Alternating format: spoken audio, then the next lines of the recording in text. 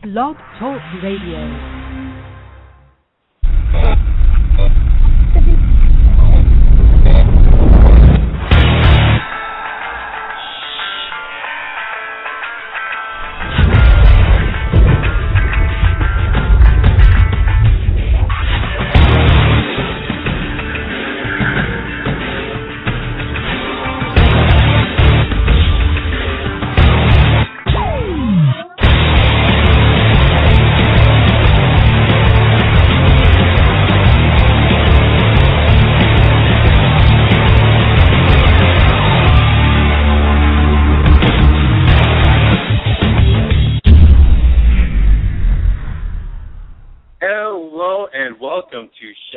Radio Wednesdays.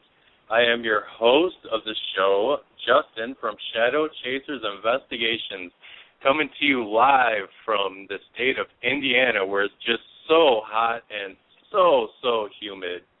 I'm joined by my two amazing co-hosts today, Wendy and Seth Michael. You there, guys? We're here. Hi, Justin. Hi, Justin. We're here. How are you guys tonight? You guys staying cool? Yeah, I'm in Washington State, so it's real comfy here and no rain for a change. Shut really? Where are you, Wendy? I'm in Kansas City, or it's also known as hell sometimes. Isn't that where Dorothy was? No, that was Kansas. Kansas, yeah, right? that was out there in Kansas. That was I'm in misery. Oh. Yeah, I got to go out there and go. Well, this will cheer you up. We have a really special show. This is going to cheer you up. Yeah, absolutely. What were you going to say, Justin? Well, no. I was just about to say we got a very special guest tonight, and I believe that Seth has the information on that. Yeah, I do, and I'm going to sum it up because I really want to give him the floor as soon as possible. His name is Christopher St. Booth, and he is, I would say, the opposite of a definition of slacker. He has started his there are so many different projects he has worked on. All you need to do is Google them, and it's like 15 minutes of reading. It's amazing. It really sounds like he puts a lot of heart into it. His music seemed to be his first love.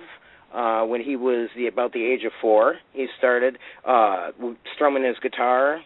Was 13, was writing and performing at local establishments. Just went from there. Then he ended up working on Sweeney Todd. He originally is from London, I believe. And, well, he'll tell you more in a second. Basically, he has gone from that all the way to working with, he works on films and documentaries for the Sci-Fi Channel, Chiller, NBC Universal, Sony Pictures, just so much. And what we're really hoping to do today is to get to his heart and really find out about all he's learned and experienced with over 30 years behind him. And he's got a really cutting-edge style, insight of, I'm just going to read this part. This saint continues to create brave new experiences for your mind, body, and soul. I mean, what more can I say with that? Right. Christopher St. Booth.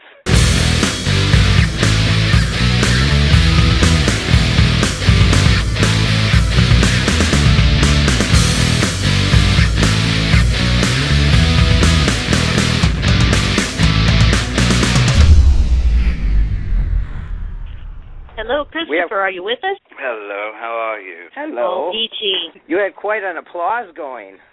I love that music. I don't know how to. I wait for the flash bombs to go off and everything. I'll come out to that. That's great. Your first love is music, right? Oh, sounds like. Still is.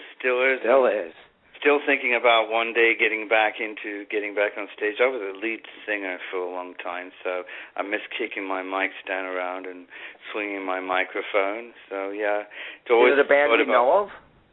Well, when I was 18, I replaced a couple of singers in a very big band. The band was called Sweeney Todd, and they had a couple of gold records out. And the lead singer was Nick Gilder, who had went to America to do Hot Child in the City and those other type songs like that. And then, because he was, when he left, they hired another singer named Brian Adams. And then Brian being the Bryan Adams. And then they kicked Bryan Adams out, and they hired me.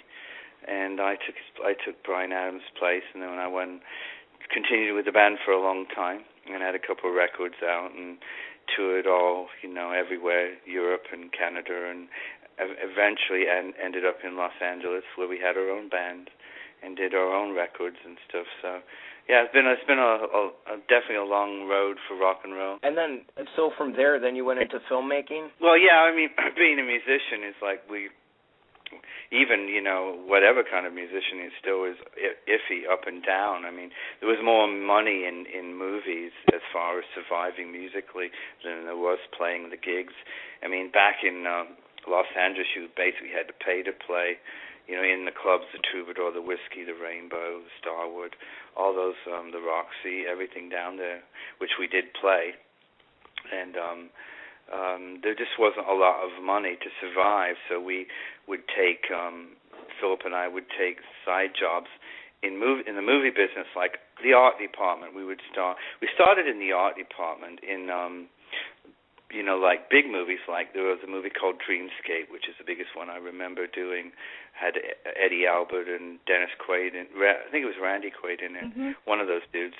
Anyway, it was about the end of the world, but basically it was just a lot of work. I mean, if they wanted something done, they hired us Booth Brothers, because we would do it, We got down there, so we were only getting paid like $50 a day doing severe manual labor. It was horrible, but it was in the movie business, and we started getting addicted by that, I think, being on the set and watching that. And what was your job? What did you guys do? We were just the art department, like we would scrape the floors or paint a wall or dig a grave in the backyard if they needed a grave dig. We were doing the kind of stuff that the art department does on films, whatever that took. We taped lizards' tails on costumes, whatever it was. It was our job to work in the art department, and but it was cool because it was creating really big sets, like blown up apocalyptic sets. Like if you've seen the movie Dreamscape, there's an apocalyptic dream where the President of the United States dreams that he's blown up the world. We built that world, we built. Wow. Crazy stuff like that. I remember in the Veterans Hospital in Los Angeles, in the old ones, actually some of the real patients got loose in the basement, and they were like real scary while we were, dressing the sets up and stuff. I know, and it's like, but the money was so low, and the hours were so long that it was actually taking away what we were doing it for, which at that time we were financing on being musicians and all that kind of stuff. So we ended up, taking that money and, slowly building up musically with equipment. And then, somebody offered us a better job, which actually was paid us double, and that was working with Playboy, where we would actually basically do the same thing, PAs, and that would be run around, get anything they needed or do anything, get the food, get whatever they needed, but they paid us double the money. And so it was actually better as far as financially, and then they noticed that we were very creative, and after working on a lot of sets, they realized that we were, meant to do maybe bigger positions as far as in the art department. We ended up doing the production design of these films, and then ended up filming them and editing them and doing the music for them, and then these films became like $250,000 at that point. We did like 56 films. Yeah, so it was like a really good way of working out, the bugs in filmmaking by having basically like a photographer who wants to take pictures. He'd take pictures of a model, the same concept. We used Playboy to learn how to make films, and there was just people around to film and work with, despite the subject matter, of course. But, and one thing led to... You say Playboy and the dogs go nuts. Yeah, I figured that was Seth get it going nuts there. But, oh, no. But one thing led to another, but we couldn't do it anymore. I think we were doing really well, and then, it didn't fit right with our soul, I think. You know, we were, you know, my father used to say, never judge you what you have to do, you know, to survive and make a living, you know. And we did that to basically make a living and support our craft, which was still music, because we were making albums and doing music videos, and building studios, but we had to support that ourselves. So working at Playboy helped us finance that. But at the same time, we couldn't do it anymore. We won a lot of awards doing Playboy. We actually went to the AVN Awards, which is the Adult Video News Awards, and we won 11 awards. Actually, Best Music, Best Art Direction, Best Film, Best Video Feature, stuff like that. Those are the awards we won. Not like Best Sex Scene or anything like that. We didn't win that kind of stuff. But you know, it was always art. No matter what we've done, it was always art. You see what I mean? That's the way we look at it. It was always art. We always were hired because of our art, because of the way we saw things. Even today, it's still going on. Now we're making a new movie now. It's because of our art, you know. So it was really cool. But at that point, we couldn't do it anymore. So we decided we wanted to make our own horror movie, and that's when we got into the horror market and started with Dark Place. And then that's where we started. And then, of course, to the TV stuff. Oh, that's fantastic. So horror, you just jumped in, that's something you've been interested in, or why that genre? Well, genre? We were into dark stuff. I mean, you know, twisted stuff. Like, at that time, David Lynch was really big. David Lynch had put out movies, if you remember, like Lost Highway and Eraserhead and Elephant Man and Lost Highway. Some other movies, I forgot what he's done. Some of the other films, Mulholland Drive, some of the creepy movies. And he always had a good sense of character build-up. He had a great job of filming and getting characters, really cool characters. So that was cool, and we were interested in that. But we were also interested in cinematography of, like, Ridley Scott, and, you know, also musically, like John Barry and you know, like Thomas Newman and John Williams and you know, Hans Zimmer and Vangelis and all those type music. So we were very much musically inclined as well. So it was just our ability to be able to make our first film the way we wanted to make it, twisted with the kind of production that we wanted to do. And we did. So we took all the money that we made and saved and made our first film, and it didn't do very well. So, but it did. Yeah, it's okay. It did really well in the foreign market, but not in America, because at that time the kind of horror movies that were going on were like Saw. The first Saw just came out, so they were becoming very graphic and very serial killer type movies. And this movie, Dark Place, is very gory and it is very twisted. But it's not a serial killer. It's a more psychological, more like a Hitchcock film. Oh, I like those the best, yeah. Yeah, well, that's, I mean, we've always made good ghost stories, you know, like, remember that movie Ghost Story, which was a great old movie with Fred Astaire in. Great movie. And, you know, like the Hammer films, the British films, like, and Vincent Price, you know, Dr. Phibes, those kind of movies was what we make, not these, you know. So like mindfuck movies. Yeah, exactly. Mindfuck movies with you know, without the fucking now, because we left that with Playboy, but it's just the mind now. Psychological stuff. Yeah, exactly. Well, no, I agree. That's exactly what it is. It plays with your mind, plays with your psyche, and the other ones were just like Hostel. They just, you know, how many times can you see? And I'm really against rape and violence and all that stuff in films, because I think that's all over. If you want to see that, just turn the news on, you know, because it's happening in the news every day, Very every minute. Agreed. It seems like there's too much of that in real life. Exactly. Too much, way too much. And then you went to Paranormal. Oh, I'm sorry. Oh, I was just going to say, Patricia Gardner's on the phone with us, but I don't know if she's just listening or wants to speak up. Oh, Patricia? okay. Yeah, I'm here, hon. Hey, Pat. Hey, Seth. How are you doing tonight? I'm doing good. Sounds like an interesting show. Yeah. Very much so. We're very lucky to have Chris and his Christopher brother with us were tonight. stunt doubles. Did you have a question for him? No, I'm just listening. Oh, okay. Okay, that's cool. Okay, very cool. Because I was going to ask Christopher about the paranormal. I just saw Soul Catcher with that was heart-wrenching because everybody was taught what really happened. Finally, it came out with the Native Americans, and here it was right there in your face with EVPs.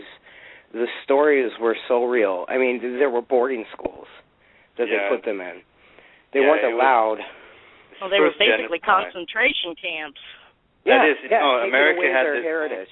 No, America had its own form of concentration camps, and that was way before even World War II, World War I, and all those the terrible German Holocaust. The first genocide is in Native American. 800 million of them killed. People don't seem to really push on that. It was basically, save the man, kill the Indian is what the slogan was. And we've always been very interested in sticking up. We've always loved the underdog. We always stuck up. I mean, I hate bullies, So we always wanted to go out and tell the stories of people that couldn't tell them anymore and help them. So we found that story, Soul Catcher, was a blessing, and we were actually granted and allowed to film on Indian territory, and the Bureau of Indian Affairs was there, and it was the Arapaho, and I believe it's the Apaches. I think it's the Arapaho and Apaches. I don't want to offend anybody. I think the Arapaho Apaches lived together on one reservation. Somebody can let me know if I'm wrong, but I believe that was what it was. But it was the Arapahos that actually were the ones in the movies, and and it was great. And we let them tell the stories, and we let them, do the whole thing. They had told us that they went to other ghosts. Actually, I can't mention which ones, but they went to other networks, ghost hunting shows, and they seemed to not get any notoriety in the sense that they were not allowed. Nobody wanted to do their stories and come out to their locations for whatever reason. So, of course, when we heard that really made us want to do it even more. Absolutely. You did it extremely respectively, too. Yeah, well, we did the best we could. I mean, it was, it was each of us. It was us still learning. It's still very tender. It's still tender as much as other situations are tender. So it was getting them to trust us and us understand what they needed to, So basically, we just turned the cameras and the microphones on them and let them, just do what they felt was right, and we loved it, and we went with that. So it was a great show. It's one of the most touching shows, and it's different from our other paranormal shows because it dealt with elementals more than just strictly haunted this or possessions or whatever it may be. I mean, in that show there was actually a boy that was known to be attached spiritually, a bad spiritually way, some form of a possession. And he actually broke into that school while we were filming. But the thing is, he was only a very small boy, and he kicked the door down with his foot. It was actually nailed. Holy cow. He had super strength. He came in there with glowing eyes, the whole thing. And meanwhile, the medicine man had grabbed him and put him aside to try to help him out. But that part wasn't in the movie. No. Actually, one scene of that actually... I'll give you a clue. That scene of that boy is actually in the movie The Possessed. Oh, wow. Really? There's a scene in The Possessed, if you see it, that Anita Talbot, who's in both of them, Anita Talbot is in Soul Catcher and Children of the Grave 2, and also in actually The Possessed. Her son was possessed at a graveyard, and she tells of how she helped save him. And she did that through her own Native American medicine and chanting. But we didn't want to mix too many situations up, so we went ahead and put that boy in that possession scene. So there's a scene in that which is actually night vision. You see a boy with long hair, and his eyes are glowing really bad, and he turns around and he's very scary. That's that boy. Oh, good Lord. Yeah. I haven't had the nerve to watch Possessed yet. And I don't even know what I would do if I saw something like that. Like, I'm a paranormal investigator, but if I saw a little kid knock down a door and his eyes were glowing, I mean, I'd probably need a new pair of pants, and I'd be looking for a way out of there. Well, you'd laugh because you know what I did was I ran and grabbed my camera and ran after him and tried to film him. And he turned to me and he said... That's a true filmmaker. Yeah, he just turned to me and he said... He just turned to me and he looked at me, and I'll use the word seductively, but not in the sexual sense. Seductively, like bringing you into him, if you know what I mean. Yes. Bringing you in, not art a quality. Yeah, not a sexual concept, but art luring you in, and then he just said, "Don't fucking film me," like that. Whoa. Wow. So and then Anita told me don't film him, and so I respected that. So I put the camera to the ground, but I still had the audio running because I wanted to, try to. I mean, not for exploitation. I just wanted to see if understand what's going on, and then try to understand really the world of this, because people as paranormal investigators and supernatural stuff like that, they live to try to understand what is going on and really know what the truth is, from the false. And so I try to keep the cameras running all the time as much as possible. Mm-hmm.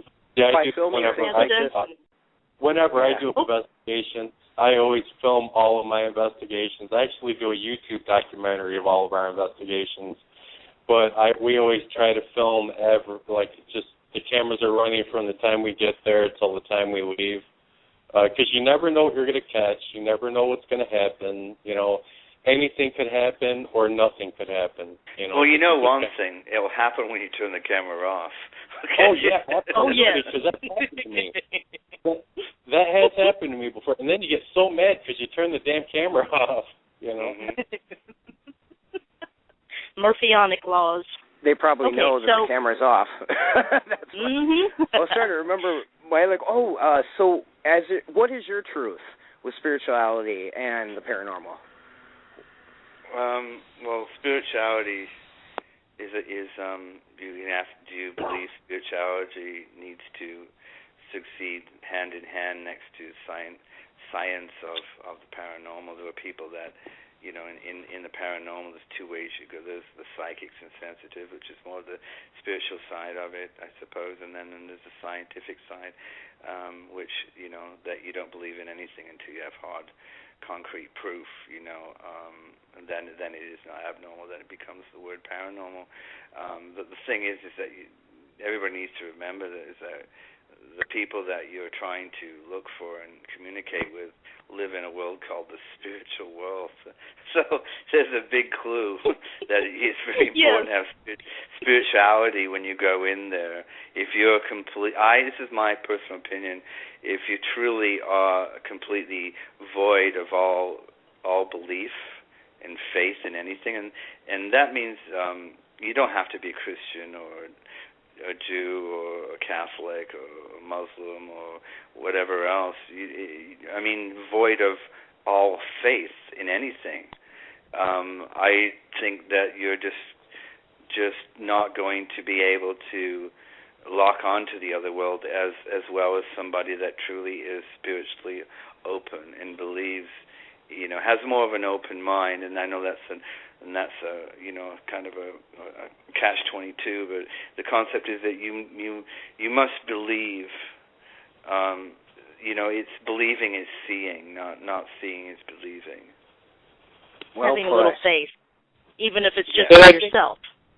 And I think that people that are extremely skeptical in the paranormal, they need to at least believe in the possibility, And if they're going if they're investigating, then you think that they would have to be at least be open to the possibility that spirits exist and demons exist and angels exist and just the whole spiel, But well, there are people out there just to basically piss on your parade, and that's the word debunk, which is actually a terrible word. It actually means. It's a demeaning word when you look up in the dictionary what debunk means. It means basically, ridicule, demean. It means less basically some of the words that mean. So the concept, you shouldn't use the word debunk. It just means that let's make sure that what we're capturing is real. There's a better word. It's just you don't. I'm not saying that you go out and believe in everything, but you definitely don't believe in nothing neither. It's about balance. So in our shows, we always use. We will have a sensitive or a psychic there, but we'll also have a lot of scientific equipment that monitors those psychics and sensitives in the sense of biometers, metrics, just things you stick on them that kind of read what they're feeling. So like the guy saying, oh, this measurement's going up, and you look at them and you go like, how are you feeling? And he goes, I feel there's something. So you actually can see that he is feeling something without him just saying it. So you are proving that he's feeling something, which is kind of cool. And of course your main thing that you need is your instinct, is your gut feeling, is your heart, knowing that this doesn't feel right, because intuition is everything. That's why why do you have eyes to see, you have hands to, utilize as tools, you have ears to hear, a nose to smell, and you have intuition to tell you that something isn't right or something is right. And that is just another tool. And the intuition really works well in paranormal investigating, because how many times you've gone into a place saying, I don't feel well here. There's something happened here. Oh, my God, I feel drained, oppressed, depression. I feel sick. I got to get out of here. I just can't stand it. There's something telling you something, that there's some bad energy or energy that has left behind that has turned bad due to the incident that has turned energy. Energy is not either good or bad. It's just energy. It's what a person makes of it, meaning there's energy in the room and somebody gets murdered. Suddenly the energy now turns bad, and it doesn't go away. And that's what people with sensitive and all that and intuitions pick up, and the equipment is spiking on that as well. It's feeling a change of energy. Absolutely. I think we all have that ability, too, to pick up on the unseen. You do, and we've been told as children, as we grow up, you look at it as this, is when you're born, your soul is a complete, say, clear window or a mirror, okay? And as you get older, you start eating the wrong foods and eating, drinking the wrong things and learning the, prejudice and racism and bad, negative feelings. And meanwhile, every time that happens, that window or mirror starts to fog a little bit. Just fogs a little bit more, to the point by the end of it you can't even see out of that window anymore. You can't see it at all. I like that analogy. A lot. Yeah, and that's what it is. That's why children are so open, and they'll tell you exactly. They'll tell you if you're fat. I'm going to tell you right now. They're not going to hold back. You know what I mean? They're going to tell you if you're thin or you're fat or you're old or you're young or you're silly or or boring. They're going to tell you, and they don't have any filter because they can see it clear.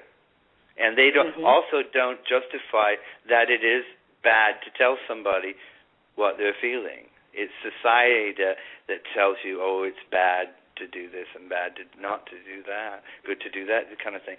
So I just find that's why children and also older people, they revert back to that as they get older. And they're the greatest, old people are the greatest storytellers, and the children are the greatest people you should learn from. Absolutely. It's just so pure. Both are so pure. Like, you get old enough, you don't care anymore about what other people think. No, you don't. I'm waiting for that age. I'm getting there.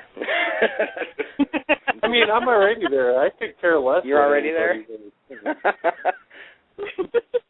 You don't ever have that sensitivity where you go, oh, maybe I shouldn't have said that. Well, just remember, there's a fine line between crazy and eccentric. If you have no money, you're known as crazy. You're crazy. If you have money, you're known as eccentric. Okay. And I got to be nuts. I did have a question. It went back to there were terms in Soulcatcher that there were spirit chasers and truth speakers. What are those, Seth? Christopher, I'm sorry. Do you know, or is there a difference? Say that again. What is that? Spirit chasers? Spirit chasers. And there were also truth speakers. I didn't know if that was more of a name of one of the investigative teams, or if it was an actual Native American practice with, like the shamans and things like that. Well, I mean, that all goes back to what soul catcher means. If you know what soul capture means, it means somebody capturing your soul. It's kind of like the dream catcher concept, but soul catcher is a device that captures your soul and locks it in. A camera could be classified that as well. They used to believe that if you had your picture taken, it would steal your soul away. Basically, the spirit warriors that we had dealt with,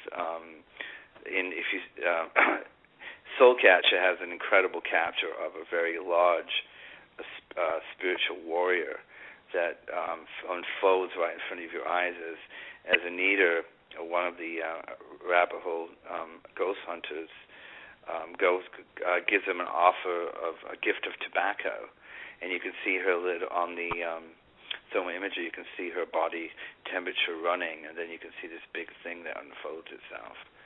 And I do remember intense. that. It's intense because its shape of his body, you can see its boots, and you can see his hair like a ponytail, which we actually match up to a spirit,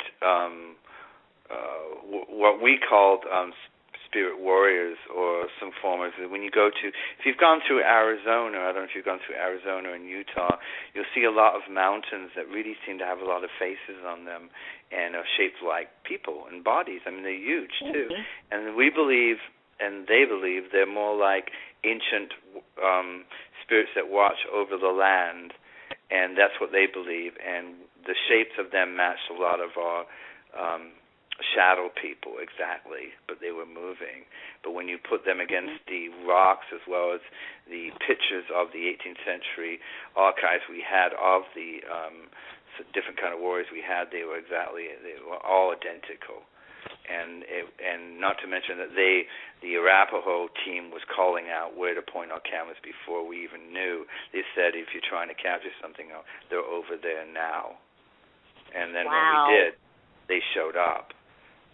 So they felt them way before we even knew anything was going on. We ran out there, like TMZ to capture them, and in that sense, and I guess it was a paparazzis, I suppose, just to capture the photographic evidence of them, and it was overwhelmingly cool. Were the elders there? Were they? Sorry, go ahead, Wendy. No, go ahead, please. I was thinking about the elders, and I was wondering, I know the one they called, I believe, Wind Boy or Windy Boy was... Andrew Windy Boy, yes. Andrew Windy Boy. He obviously was there, had a lot of emotion left over, just talking about a lot of the punishments that he received. Were all the elders there at the boarding schools? Well, Andrew Windy Boy, it was a very emotional scene.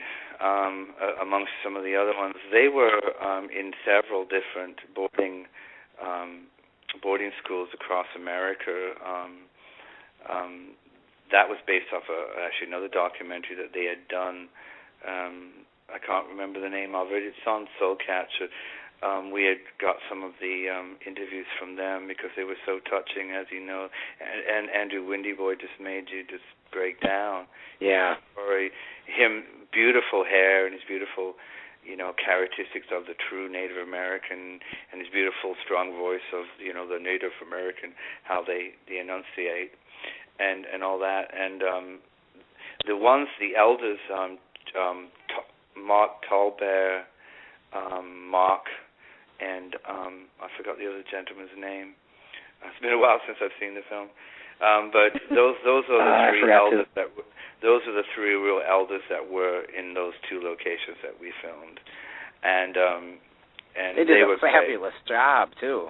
They were great, and they told their stories. And rest in peace, Mark Tolbert has moved on now to the Grandfather in the Skies. it was his last film that he did, and we got his eulogy from his beautiful family, stating that was one of his proudest moments in life, was to be in our film, and I thought that was beautiful. Wow, that gave me chills. Oh, definitely. You know what I really love too, because now on national TV there's a lot of the paranormal teams. You know how they portray them. Let's just go for it. So with gusto, no matter what, and sometimes I feel like they go over respect. They just go past that. In your film, there was a hawk, and he was obviously pretty upset. And the native guide was there, or the one on her investigation team, and she was saying, yeah, I think he's kind of upset. And one of your people, I don't know if it was you, but whoever it was with the camera said, okay, well, then we better go. That was awesome, because that's something that I would do. Well, that was Anita. Anita Tallbear was actually, she's credited for putting that whole show together. She worked with Native American Ghost NAGS, which is an interesting name, Native American Ghost Hunter Society.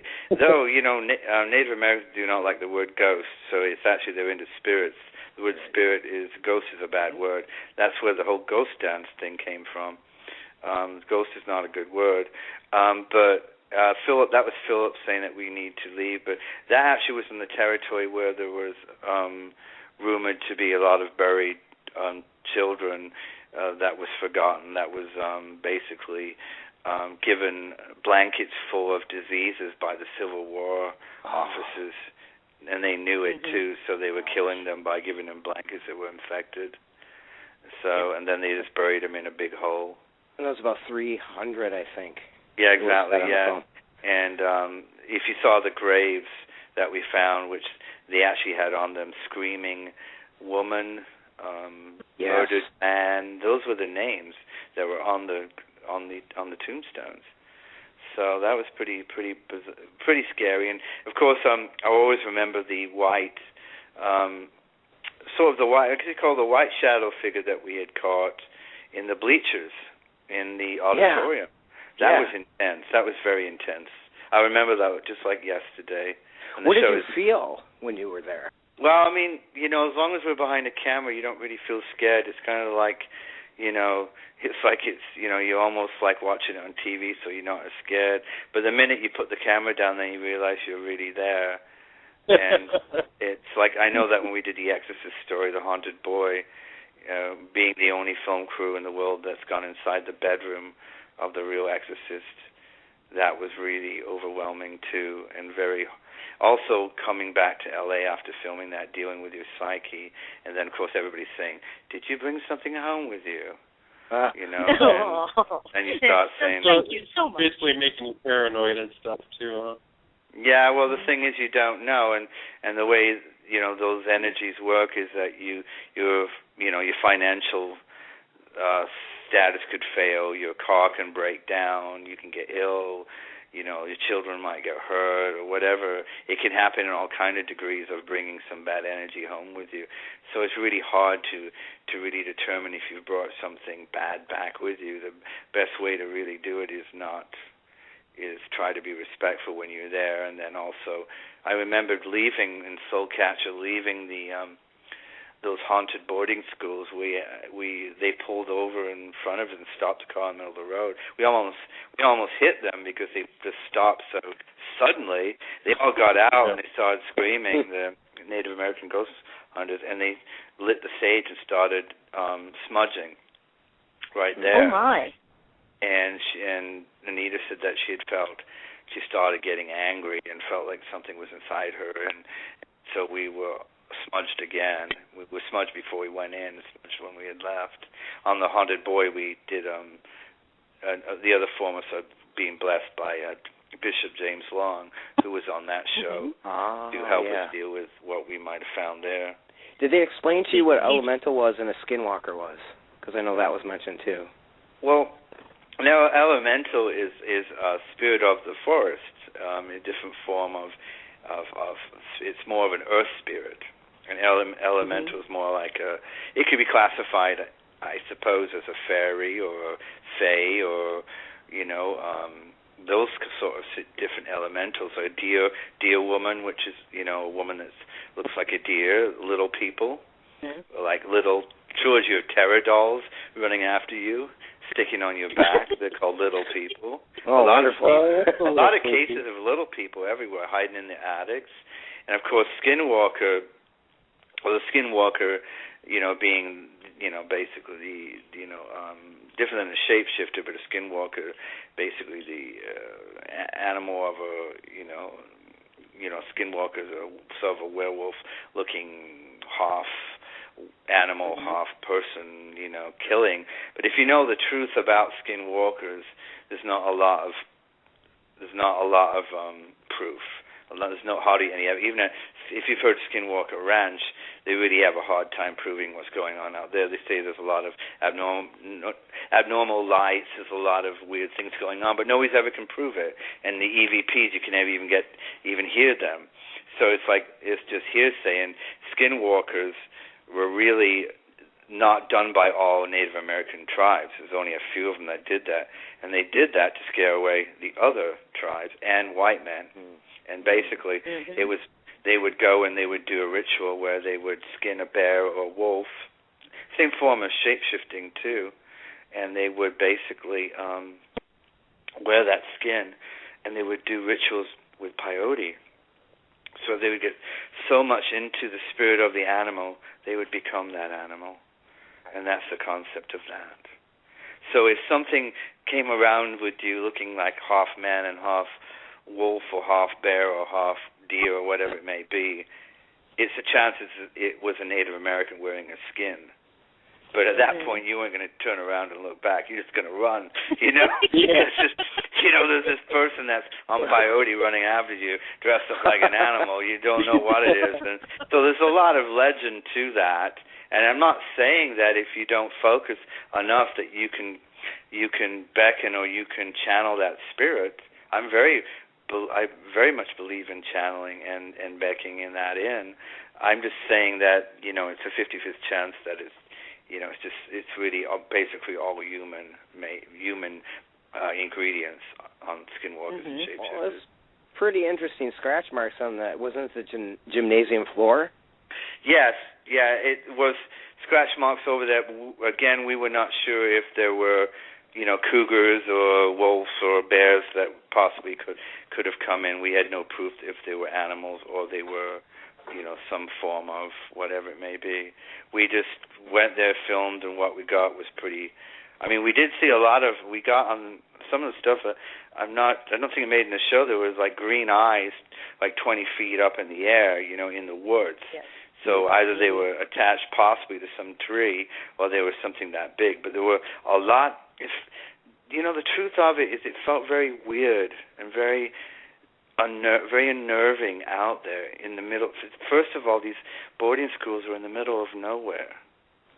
So if something was to happen, no one would find you anyway. So with that in your psyche, you're already really, really paranoid and scared. But the fact is then you start hearing, growls, and you start seeing serious shadows running around, and then your thermal images are picking up cold and hot, what might obviously be an animal, a big bear or a very tall situation. It gets pretty crazy out there. I'd have to take at least one of the German Shepherd boys along, if not all three. Well, they would probably spend most of the night probably barking, actually. That's what a lot of animals do. They just bark at the woods. They sense something, and they see it, and I don't know if you'd want to let the dog go, No, I have one more question about. Yeah, I have one more question about this documentary in specific, and it has to do with one of the elders was talking about Michael, who had been a boy that had drowned, broke through the ice, correct? Yes. And his spirit was said to be running around, and and I'm glad he mentioned the crossing, and he said that he would cross. He's just not ready, basically. Mm-hmm. Has any of them performed or felt the need to do a native crossing?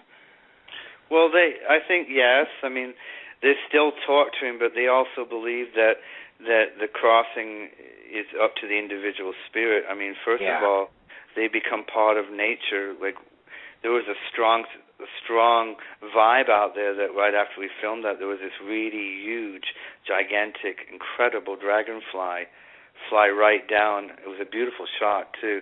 Fly right onto one of the leaves in the water, and it was just like you would turn around and go like, "Are you Michael?"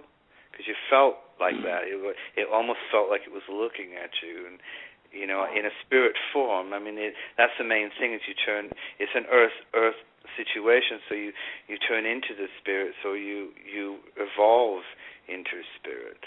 So the crossing is up to the individual. If the person is satisfied into where he's at, I think that they have to cross when they're ready to cross. Yeah, I had a feeling about that. I know that they were okay with that. Yeah, well, the crazy stuff is that was really incredible is there's no wind, but you see the grass fall down as somebody walks through it. Wow. That's what's really cool. That sounds just like such an amazing experience that you had. It was a great experience. It was one that was very spiritually rewarding because it was dealing with some of the most beautiful people in the world, which are Native Americans. I don't know if you knew this, but, you know, there's a study done that the most abducted people by aliens are Native Americans. Really? They do a lot of rituals? Having to do with I think basically it seems like the extraterrestrials, if they were, when they're coming to Earth, they want to talk to the most oldest American, and the most oldest American is a Native American. And they have ceremonies, I found, that hundreds of natives get together on certain times. I read something about this, in certain areas, and actually communicate with them. I'm not sure if they might be noticed the extraterrestrials more as elders and in a different form. I know that they believe in them. I know that some of the people we met that we're not allowed to give away the locations that we had met, but they had the best proof I've ever seen on Bigfoot ever. And we didn't film it. We weren't allowed to talk about it because they didn't want the white men to come in and steal their hunt. Is it okay to say how did they define Bigfoot? Footprints, big, really great footprints. They had really great pictures, footprints, fur off of it, stuff like that. And it was great. It was like an incredible hunt, and they were getting ready to do the hunt of the century. And they did ask us if we'd like to come along, but our schedules didn't meet. They were great. What do they believe Bigfoot is? An elemental. Okay. Mm-hmm. That makes sense. That makes sense. Totally. But they're hunters, so it's the ultimate hunt for them. I mean, it's a great thing. I mean, the Native American, they kill for everything. They kill for food, but then they use the skin. They use every part of the animal to survive. They just don't kill it as a trophy. No, it's out of respect too, don't they? Because I believe they ask or they thank them. They do. I mean, the Wonka-Tonka, they serve the buffalo has helped them survive, gave them clothes, shelter, food, and so it's their gods. It's part of their worship to worship the food that they survive off of, but they don't just kill for sport. As it should be. Yeah, I agree with that too. Yeah. You know, and there's no fun in hunting for sport. It's you know, they weren't out to kill Bigfoot or capture them. They were out to, you know, learn from him, you know. They weren't there going to put him in a freaky circus, you know, like Elephant Man. You know? Yeah, we were talking about that movie earlier. You mentioned that was quite a story in itself. Well, I mean, doing the movie Children of the Grave 2, I don't know if you've seen that, but Children of the Grave 2 was pretty intense because we told the story of the Lemp Mansion, as known as the monkey-faced boy. There was a legend about a monkey-faced boy that looks out the above window in the attic of the Lemp Mansion in St. Louis, Missouri. We liked the story, and we wanted to tell a story about bullying, ghosts being bullied in the past, and not just by paranormal investigators, but just in general. And so we thought it would be great. So we found the story of this deformed boy that hid himself in the attic, and we went ahead and filmed it, and we caught some incredible, I think some of the best evidence ever of his face. And Nita is actually in that too. She was helping on the lighting at the time. She's a good friend of ours. She was just helping with lighting, but she's also very sensitive. She picked him up and she went into the attic, and then we had picked up this mist that actually formed a face that had two holes and a deformity, and when it turned sideways it became very solid, like a deformed face with two eyes, and it was really intense, and then it just disappeared. That's amazing. And while that was going on, she was actually saying something. We weren't communicating with her. We were filming with Thermal Imagers. When that was happening, she was saying there was somebody sitting next to her, and it was a little boy that was deformed. So she was picking up what we were seeing and filming, but she didn't know we weren't communicating with each other, so we didn't know. She could hear us, and we didn't necessarily know. We could hear what she was saying, but only by the microphones, you see.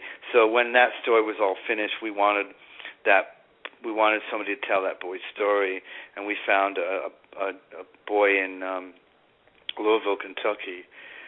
His name's Russell. He's a beautiful boy.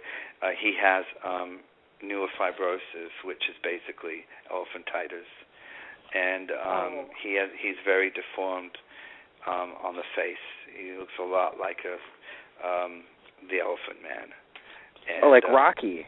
Remember Rocky and Mask too? Yeah, kind of like that. Okay. He was very deformed, so we asked him if he would like to tell the story of what it felt like to be picked on. So we could coincide that story with the ghost story.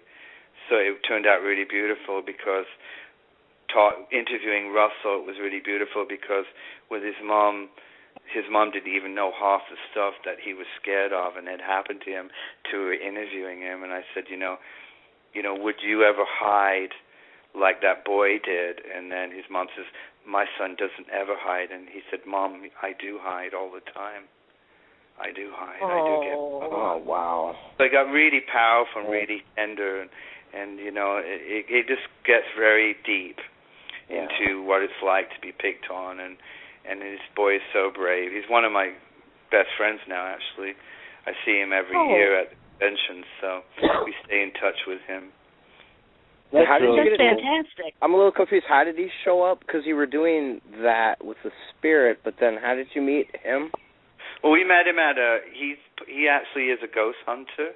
He actually became a ghost hunter because he was interested in paranormal stuff. So we met him at Keith Age's convention, the Mid-South Paranormal Convention, which, by the way, we're at this this August 3rd, 4th, and 5th. We're at that. We'll be there. And where is that? Wonderful. Louisville, Kentucky, on August 3rd, 4th, and 5th, I believe. Whatever that weekend is. Wonderful. It's the Mid-South Paranormal. It's the biggest paranormal convention ever. Zaffis is going to be there, and the Deep South boys, and the recent interesting versions of ghost hunting. the blow up incident. I'm going to blow up a demon. Or deep fried paranormal ice cream. Yeah, there you go. Blow them up real good.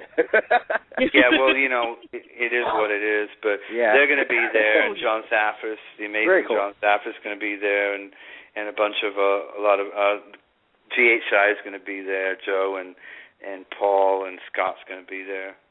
So it'll be fun. It's one of the best conventions usually for paranormal. Sounds like a blast. Yeah. Elaine Davison is asking if you'd like some of her safety pamphlets. She has done extensive research and written up some extremely good safety pamphlets for paranormal investigators. Yes, I would love one. If she's got a hard copy of that, I would love if she could go ahead and contact me message me on Facebook, and then I can send her my email address. Okay. Elaine, did you get that? Yep, she got it. Wonderful. Thank you, working on a book as well. Thank you. Mm-hmm. Excellent. So how are we doing on time? Do we need to take a break, or can we keep going?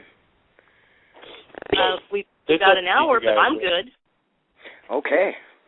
Because I was wondering more about, if it's okay to ask about the possession that you were working with that was going on at the time you were there. Okay, which film are we talking? The Possessed? Yes. The Possessed is a story in Waseca, Illinois.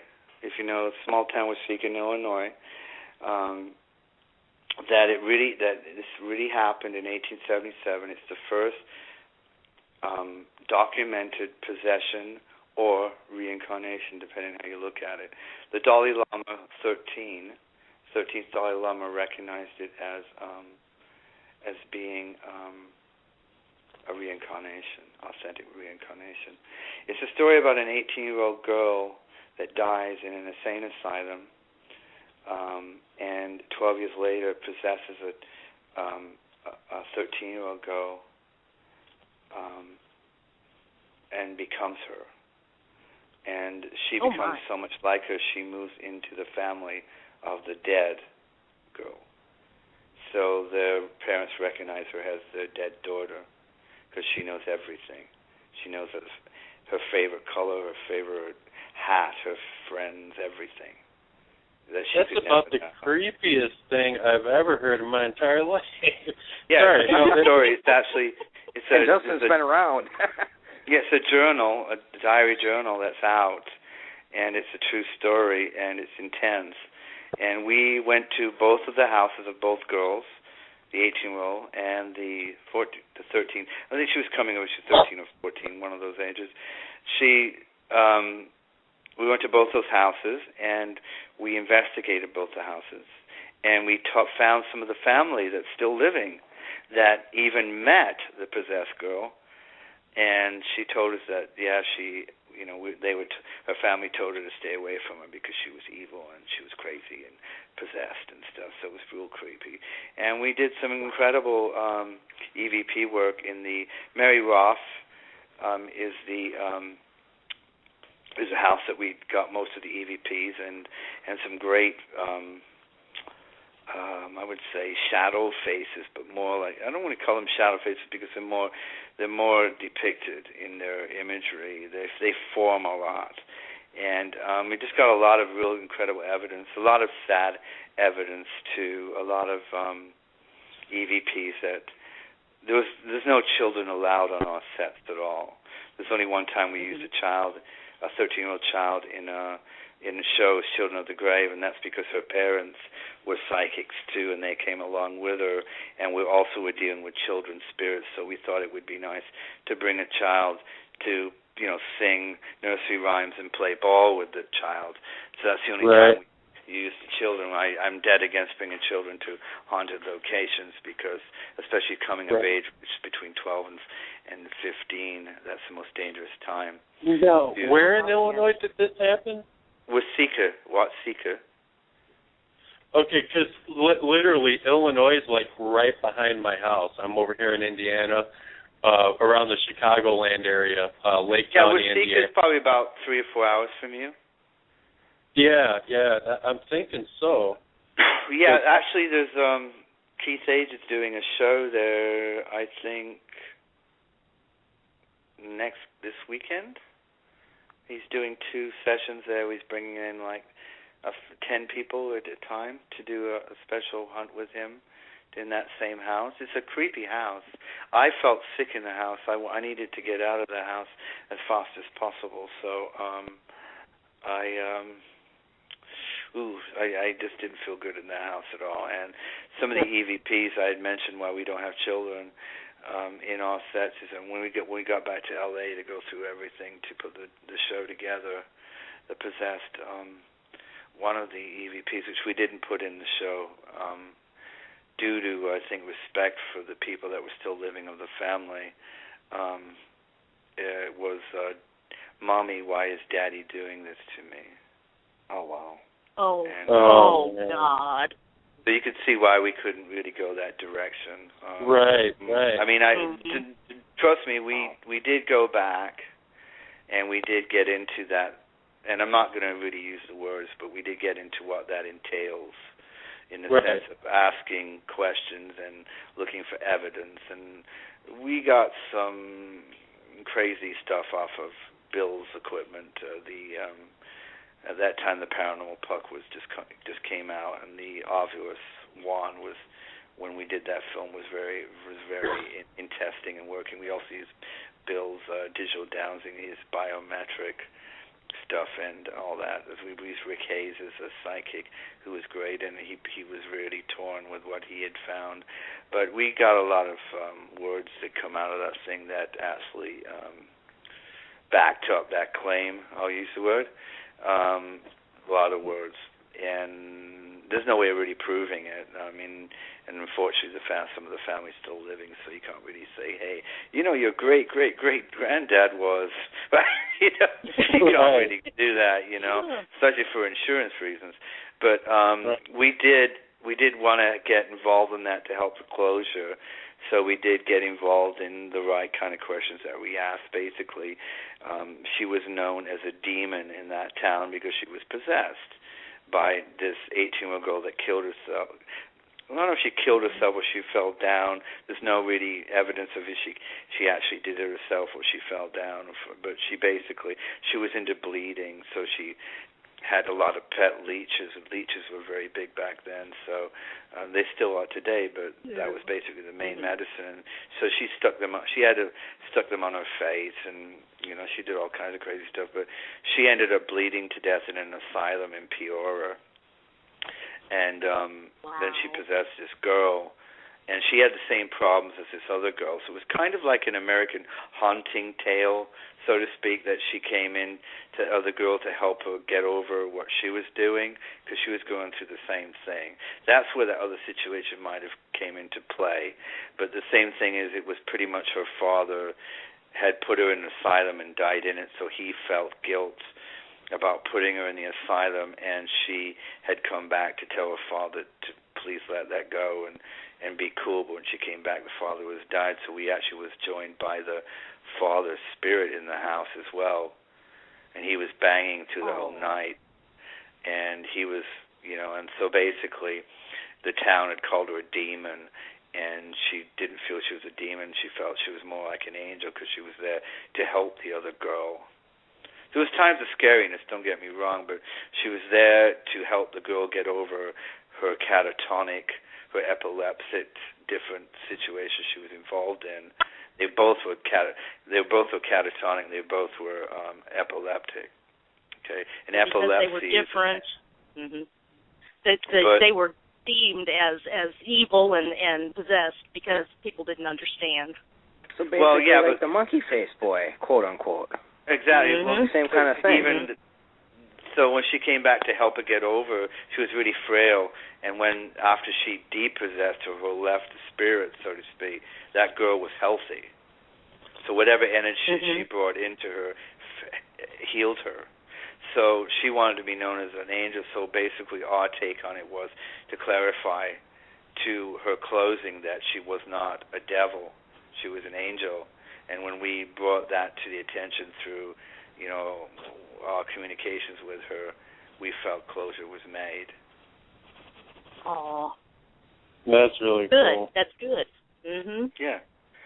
So I do have someone who has called in.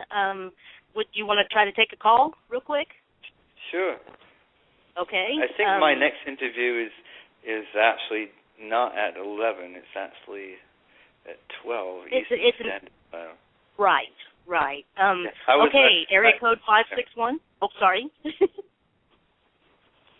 Hello? So we're good on time, Christopher? Yes, we're good on time. Okay. Hi, caller. Caller? What do we got? They left. We have nobody. Sorry about that. Click. Call back, caller. Or don't. Yeah, sorry. Okay, so what are you working on currently? We are working on a motion picture for a big network film company, huge, and it's our new horror movie. It's kind of like Death Tunnel 2. If you know, we made Death Tunnel, which is where we started pretty much our successful career with Sony and sci-fi. We're making a new horror movie, and we've been in pre-production for a long time. We're looking for the right locations. We got the script is written and the story has been approved, and we're just looking for the right location. We're getting ready to start. What type of locations are you looking for exactly? Well, it's not a paranormal. It's a horror movie, and it's based. It's a 19th century flashbacks with modern day, meshed into it. So basically, we're just looking for Victorian locations like that. But unfortunately, with the red tape that we're going through, there are concepts like tax incentives that we're dealing with.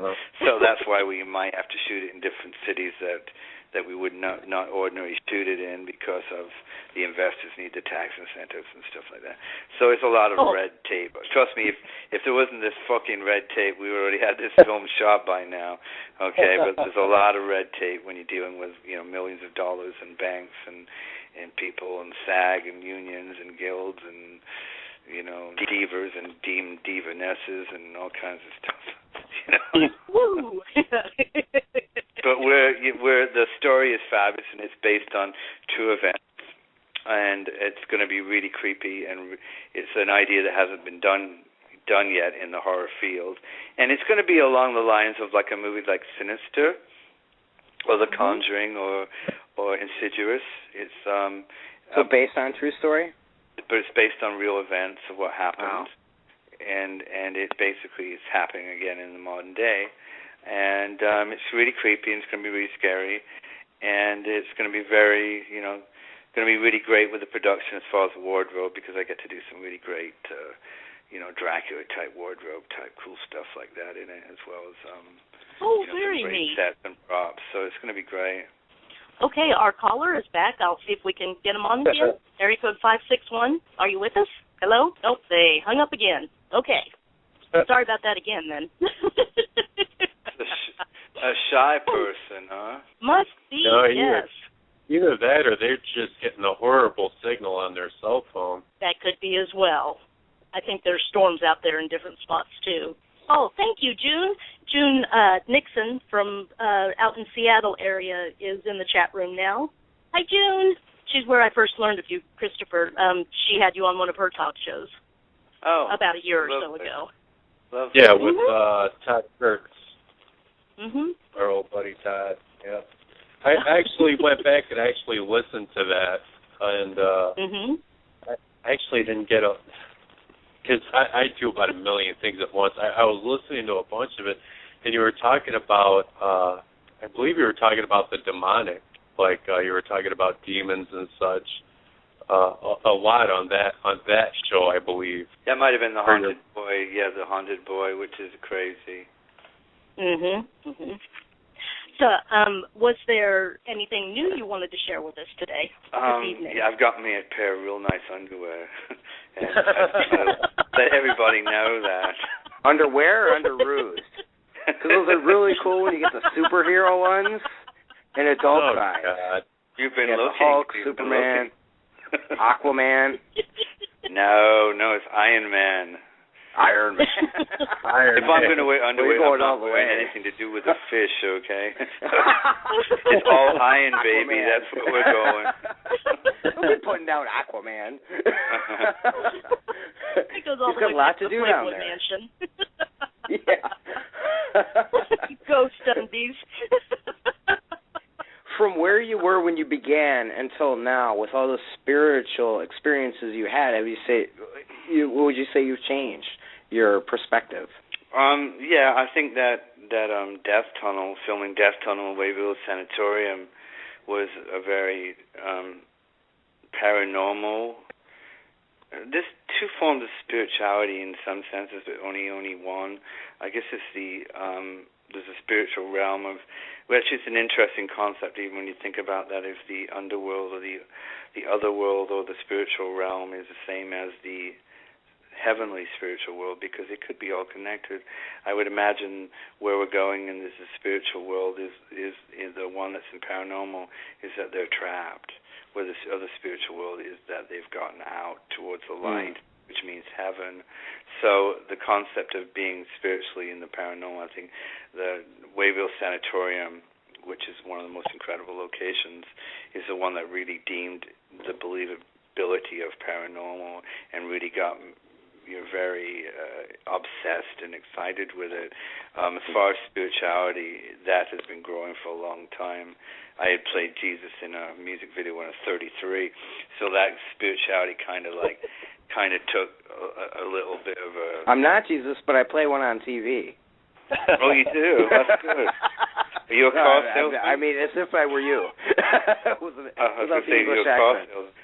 But, no, it's I think spirituality comes and it goes the more you go through life and you become more compassionate and you start to see that everybody really is the same and everybody wants the same thing. So I mean, that's the thing. People forget about the connectivity that we all share, like infinite beings of love that we are. Oh, I don't know of any infinite beings of love in the paranormal teams nowadays. Okay, I'm afraid I wish they believed that, but it seems like they're infinite beings of. I'm not saying people don't forget. I think infinite beings of drama is more like it.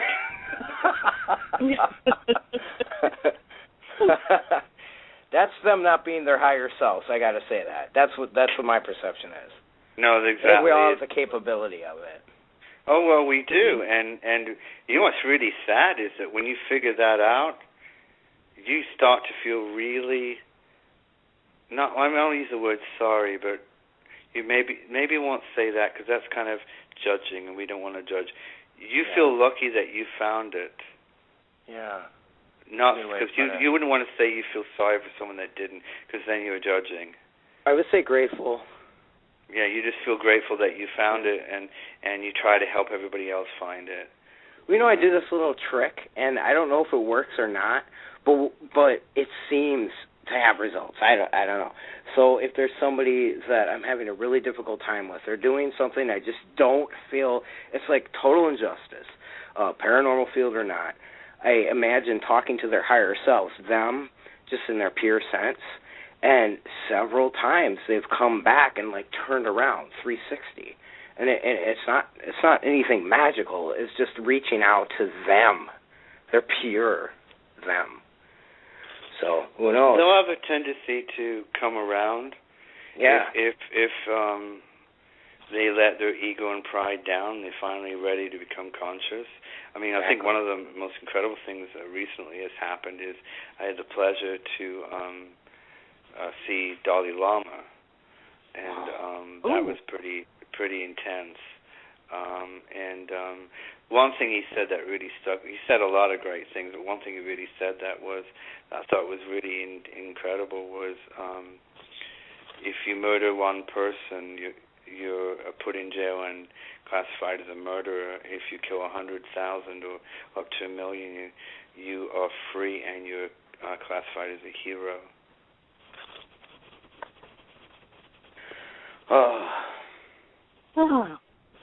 Bishop James Long has joined us in the chat room. Hello, Bishop James Long. Thank you Hello. for joining us this evening. Yes, we mentioned you earlier. Mhm. Yes, he's my favorite son of a preacher man. That's a great song. It is. Yeah, he should. If he's got time, he should totally call in too. I mean, I think that'd be great. I mean, So I'd be Bishop, honored. Sure. Bishop, Anytime. if you I'll be honored. But go ahead and call in. Wendy, I'm sure you got the call-in number. Oh, yes, it's 646-716-6207. And of course, if Johnny else, couldn't make it with us tonight. Sorry about that. And if anybody else wants to call in, ask questions, anything, please feel free to call in at any time. Do you believe there's an awakening going on, Christopher? I'm sorry? Do you believe there's an awakening going on? A lot of people are talking about a shift. Well, there's been one going on for a while. The problems with the awakenings, they come up like it was really strong on December 21st because of the Mayan calendar the end of the world, since everybody, you ever notice when everything goes wrong, everybody seems to turn to God. That's what the sad thing is about, is that when your life is going really terrible, you have a tendency to want to pray more instead of realizing if you prayed every day, you might not even get to that point. But it seems that it takes a lot of people to become down and out before they turn to some kind of faith. And in the sense of the Mayan situation, that's what made that awakening happen even more. Everybody was worried about dying. The end of the world on December 21st and December 22nd was a new world born, and a lot of people really believed they weren't going to make it, whether through polar shifts or whatever, magnetic fields. It's like more of a group consciousness.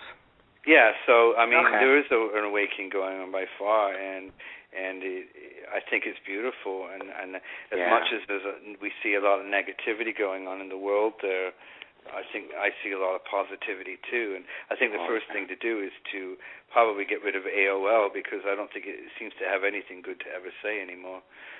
It seems to be always focused on what's bad in politics, what's bad in crime, what's bad in everything. Nothing ever good anymore. A lot of networks do that. A lot of different channels. It's really disheartening. Yeah, it is. I mean, it's like, I think it would be great to create a new news show. Let's talk about the good news first, because they say I love that. They say bad news sells. That's the problem. But I've just do not, being sensitive myself in the sense of being an HSP. If you know what a HSP is. No, can you tell us? That's a highly sensitive person where you cannot even watch TV. You cannot go into Walmart without. Well, actually, pretty much no one can go into Walmart without freaking out. But you can't do anything like that. I can really relate to that. That is so cool you said that. Now I have a title for it. No, HSP means that you can't listen to the blaring advertising on the radios or the TVs, and you have a tendency not want to be around people, and you want to be shut in, and you want to focus on that. Meaning that I stepped on a frog and I cried for 3 days. I qualify under that, I believe. Yeah, well, exactly. The sensitive perception is so high, that you feel more comfortable just being, by yourself. Yeah. And with that reason, it's tough for me to see somebody in a bad position, because I end up taking that role on, and it's beyond compassion. That's also empathic. It's empathic. The ability of and empathic can truly destroy you. It can. Sure. It's one of the most. It's one of the most challenging strengths, abilities. I'll tell you, it really is. It can help a lot of people, yet it is very challenging to work through. I agree. It is. So it's important to put up a balancement sheet, and always remember that if you're trying to get somebody out of a hole, you don't jump in there as well. Like the healthy detachment they talk about. Mm-hmm. Yes. Yeah, you stay outside of the hole to help them out. And walk, talk them through it, rather than reaching in where you're pulled in. Yep, we have a caller, 502. You're on the air. Hi guys, this is Bishop Long. How are you? Hello, this Bishop is wonderful. Hi. Hey, first of all, I don't want to take Christopher's time, because he does such a beautiful job talking. But listen, I just want to say this, because Christopher's talking about compassion, and people ask all the time about my experience with the Booth Brothers and documentaries with them. And I'll tell you this, and I always tell the story because people need to know people need to hear the story, and it's very quick. But we were at a case where it's a very sensitive case. I mean, very sensitive, and it was an incubus case, and it was pretty intense. And we were, the mom and dad were on the couch. And understand the Booth Brothers go through painstaking process of setting everything up, making sure it's very professional. It's a lot of time. I mean, it takes a tremendous amount of time and money. I mean, you're just setting all this stuff up. And finally, they got the right perfect shot. And the mother began to talk about very sensitive stuff. And just as she was talking and they were filming, they were getting into the story, then I think it was like a 4 or 5-year-old kid comes into the shot, and he wants to show the guys, the Booth Brothers, his toy. Now, I will tell you this, and this is what really, really made me think, wow, these guys are genuine, because they didn't scream at the child, they didn't scold the child, they didn't say, oh, this is stupid, now we've got to do all this all over again. They calmly stopped filming. because they would not allow this child to listen to the sensitive, very sensitive material that was being talked about. And the guys stopped filming. They talked to the kid about his toy, and then the kid kind of like, okay, I'm done talking to you, and he went right outside. But I tell that story to everybody because people need to know that. That for me was the absolute, without question, and it's sealed my thoughts on the Booth brothers, because they took such compassion for this child. They were so respectful, and they didn't want him to hear about this very sensitive material, and so they stopped. I mean, they stopped filming. They could have, some directors could have put the child, on the couch with the kid, with the parents, just to sensationalize it. Right. They didn't do that. They stopped the filming. They lost the perfect shot that they had worked up so much for, just to make sure that this child was not hearing this material. It also says about you to appreciate that. Yeah. Mm-hmm. It's remarkable. Absolutely remarkable. Thank you. Well, thank you, for James. adding that. Absolutely. As if anyone ever asks, I will absolutely always tell that story, because that really moved me. That I will never forget that for the rest of my life. Well, James is that's fantastic. James and I go way back. Not too far. We're not like Vietnam buddies or anything, but we do go way back. But James has been probably the most inspirational as far as in the realm of what he deals with. I mean, he's been with us on a few shows, and the thing that we're filming he's talking about was a very twisted and very scary situation. So it was very war stories. War stories. It was a very scary concept of what was going on in there, and I'm not really sure even how to explain where it would go. But he, I think that I quote Bishop James a lot.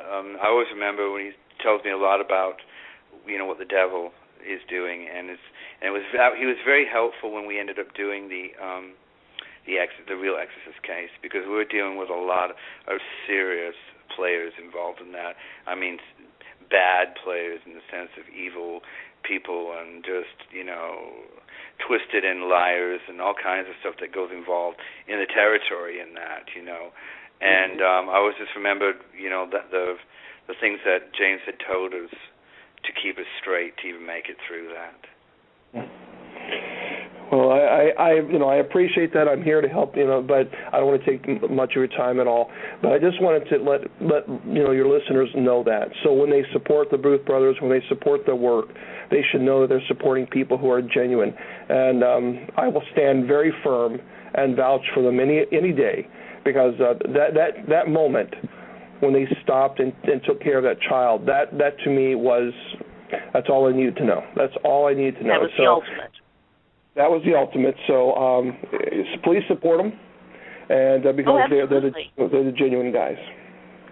Oh, you're welcome to stay on with us. I don't. No! I don't want to take any more of Christopher's time. I'd rather listen to Christopher talk, because he has this very calming, soothing voice, and sometimes in ministry we get a little frazzled and stressed. So it's nice just to hear Christopher talk. So thank you guys for taking my call. I appreciate it. Thank you very much. God bless you. You too, Christopher. Bye-bye. Thank you. That was amazing. Yeah, that was. I'm a little starstruck. But I have to let everybody know, after my calming voice, I do massages after midnight. That's good to know. I wouldn't usually let a man massage me, but I think I'd be okay with that, with you. I'm not a man. I'm a Booth brother, dude. Ah, exactly.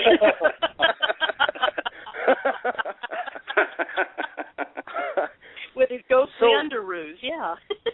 So what's your brother doing? Huh? What's your brother up to?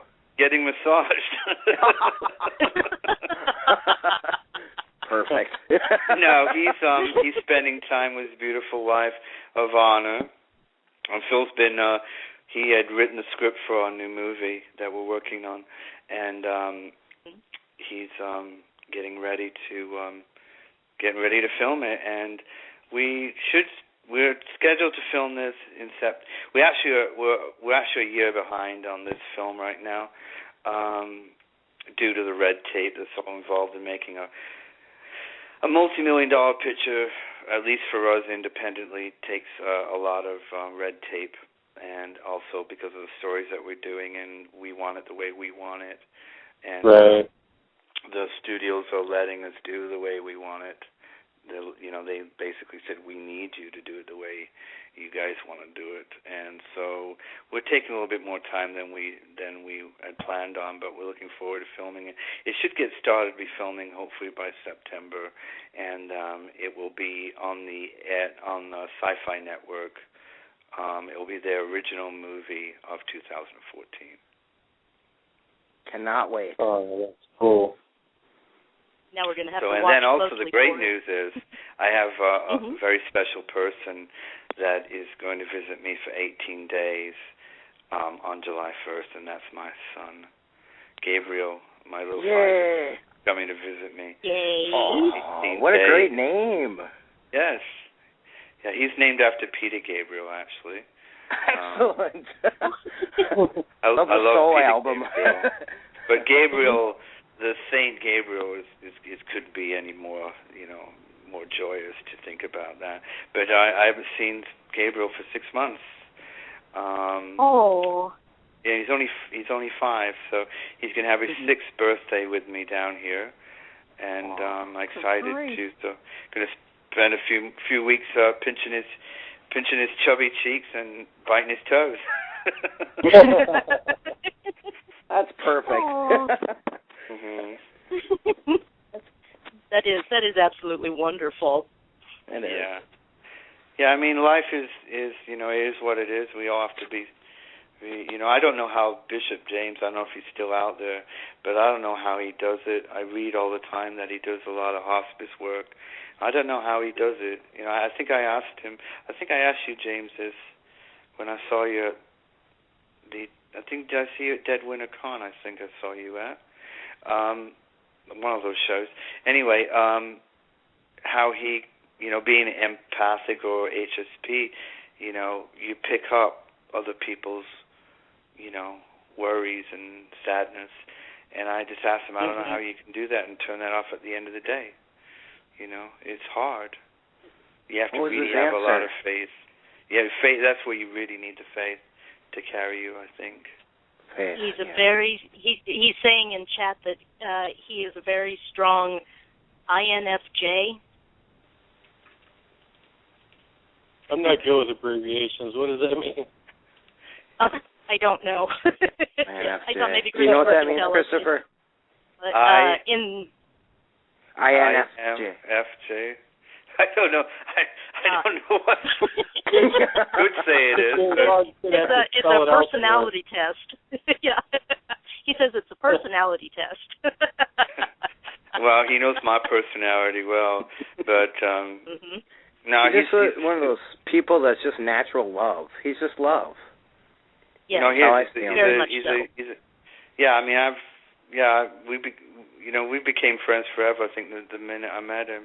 It's all good. It's it's like what I love about James too is he's just not all just one religion and one energy. It's about the one energy divided into many faiths.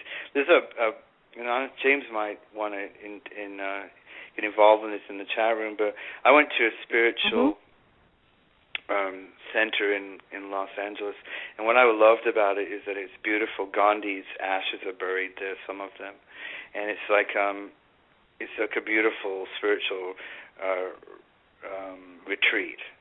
And there's one little church in there, and you go in there, you sit on the pews, and you look up there, and there's like 5 pictures, and there's one of Buddha, one of Jesus, one of Allah, one of the Muslim, all the different ones. It's all one God under one roof, all one energy.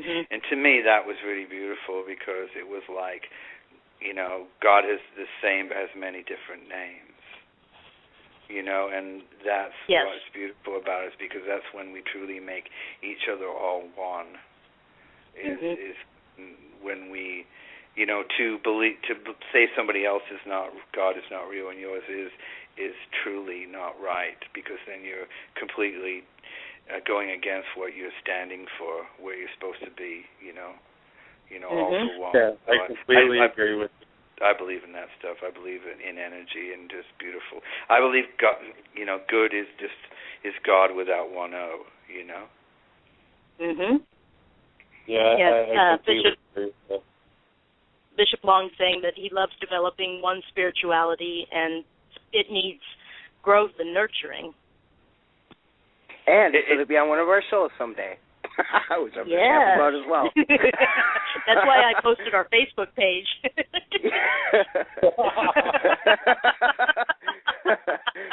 Christopher St. Booth and James Long. Can you believe this night? Bishop Hayes. Holy guacamole. And Christopher Booth. You should see us both at a strip club. Oh, my goodness. I don't want to go there in my mind. I don't. None I'm thinking of flowers wild. and babies now. I know. I just realized that there's a new show on Netflix called Nude Nuns with Guns, and I have no idea what that's about. I have no idea what that's about. Bishop James Long said, "Oh dear God." It doesn't take a long stretch of the imagination to figure it out. No, it doesn't. But I had to watch it, and I did goodness. see a nun. I did see a gun. Okay. Oh man. Nightmares are coming. I went to school with nuns. My mom said she wouldn't do that to me. None of them had a gun. They had rulers, but not a gun. Well, I've heard they had rulers. Mine didn't. She just poked me in the head with her finger if I got a math problem wrong. Just kind of flicked, Not the girls, the boys. Oh, okay. But I heard back in the Bishop day they had Long, rulers, so they stopped that.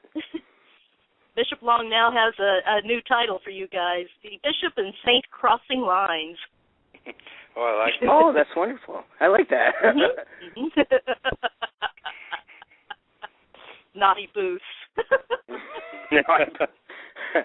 He knows your brother as well, right? Oh, well, Yeah. obviously. Well, I'm the evil twin. We all know.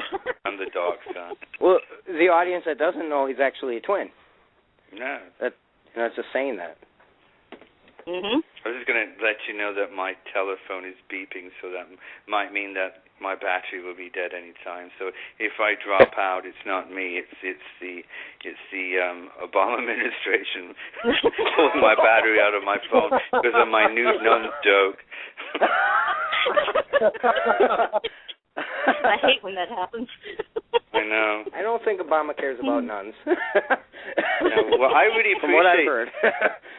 For us audio engineers, the NSA has given us work. Okay. Oh, we're getting loopy now. This is a loopy moments of our show. This is great. Well, I was curious. Will you make it to Kansas City for the Crypticon in mid-August?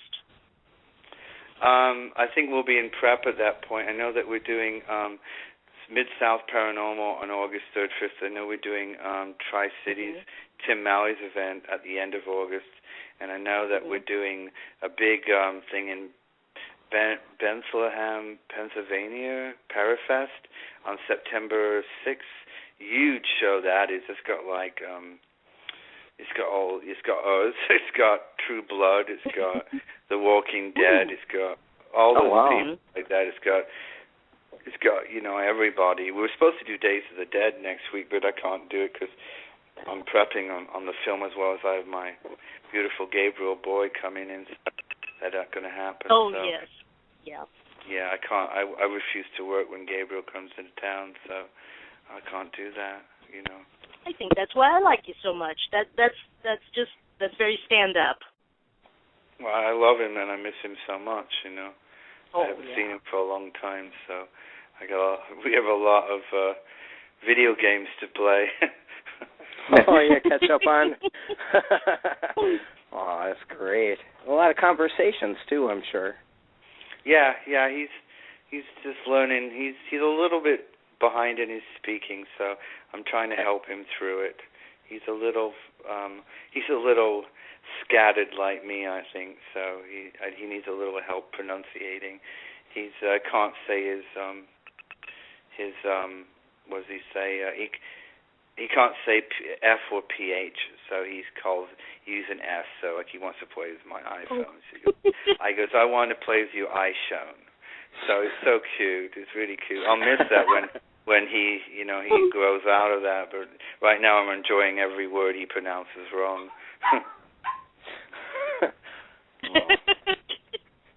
It would be hard to say your brother's name. Still.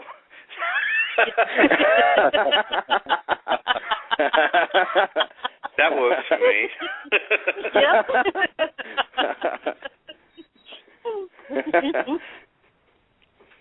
That's wonderful. perfect. Wonderful. Yes, it is. Are you? I keep having a feeling. Are you thinking of writing any books? No, I don't really. I mean, the only thing, I don't really read that much. So as far as writing, I just don't have the focus to sit down and write. You know, it's like I read 2 books. I read Eckhart Tolle's, which are fabulous books, and I recommend them to anyone. Power of Now, right? And the New Earth. The New Earth is the second one to the Power of Now. Yeah, those are great books. They're life-changing books. I'd love James to pick that up and read that. I think that it would. He's already a superhero. I think that would supercharge the other side that I think that we're all looking for. It's a great, incredible book about basically just thinking before you talk and being able to actually do that. What was the book called again? The New Earth. The New Earth. Okay, thank you. It's the same as the Power for Now, but it goes a little bit more into a little bit more serious about the Earth, more where the Power of Now is basically just believing in living in the now, and it talks about thinking about I think so therefore I am is completely wrong and completely dangerous, because what you think therefore you am is probably not a good thing, because you're thinking unconsciously. You need to be thinking consciously, and what conscious thinking is, it means you think about what you're going to think, because very it's dangerous. Nice. That's where he talks about the no mind meditation, I think, right? It is. It's very great. He's all over YouTube. He's fabulous. I mean, and he's also got a great sense of humor. He looks like a hobbit, so he's great. I love him to death. That and seeing him and Dalai Lama was incredible. Seeing him in front of His Holiness, and because he spent half the thing, in front of 16,000 people making jokes, which I loved, because this Buddhist dude came up and he tried to just learn English for Dalai Lama, and he talked like he tried to go like this, and first thing Dalai Lama came up was laughed and said, "Oh my God, your English is terrible." He just made fun of him right away, but it was like he was just a regular guy. And it was just beautiful to see such a strength of that person being so real, which makes you connect. And how can you not, you can't really connect with something that's not real, in that way, So it was beautiful. It was a really good thing. So. Oh, very sweet. It's good stuff. I'm going to get going because my phone is about ready to die, and I want to say thank you for having me, okay? Oh, thank you for being on the show. With such a pleasure. I need to pee. I need to pee and get my stuff together for my next interview. You're welcome back anytime. Just thank say you. the word. I appreciate it. And, we're at spooktv.com, www.spookedtv.com. You can check out what we're doing. We got Spooked, Children of the Grave, The Possessed, Haunted Boy, Secret Diary of the Exorcist, Soul Catcher, Children of the Grave 2, The Unseen, and Dark Place. And it'd be best if you want any of our DVDs to grab one because we are going digital. So as they sell out, we aren't reprinting. And Soul Catcher, Children of the Grave is already no longer available at all on DVD. So you can get those on Amazon, though. I think you can download. No. We supply to Amazon. So if they have some in stock, yes. But the minute they run out of stock, we won't be restocking them anymore. I understand. Okay. We're going digital, completely streaming and downloading. So now's the time. Yeah. Yeah. So if we mention your name, can we get a discount? Sure, and I'll give you a half an hour for a free massage. Okay.